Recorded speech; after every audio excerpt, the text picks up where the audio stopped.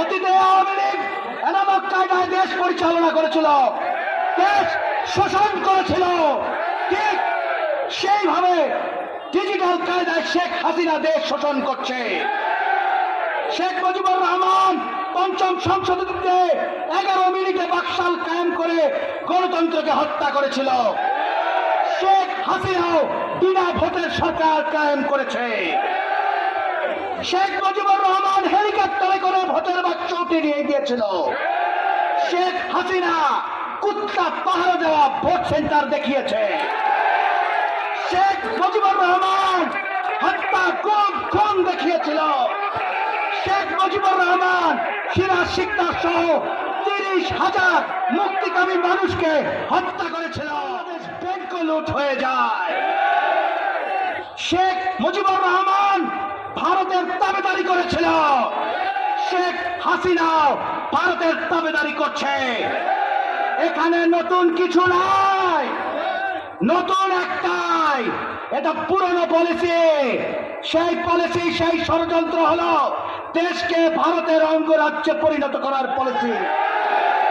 আমি আমার তরুণ ভাইদের উদ্দেশ্যে বলতে চাই, এই দেশ খয়রাতে পাওয়া দেশ না, এই দেশ ভিক্ষায় পাওয়া দেশ না, এই দেশ 30 লক্ষ শহীদের রক্তে অর্জিত এই দেশ।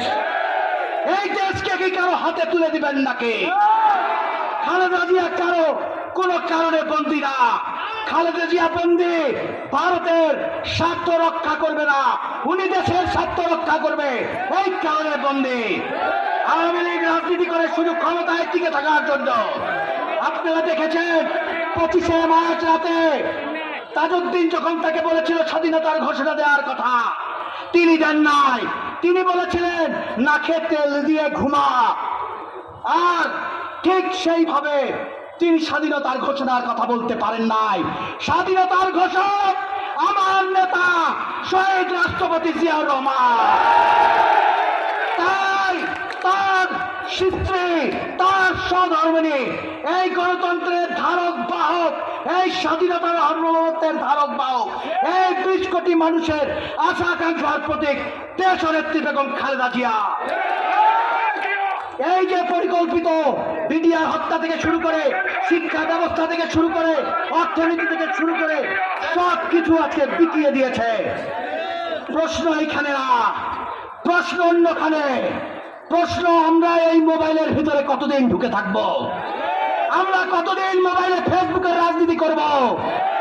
আমাদের কি রক্ত গরম হয় না?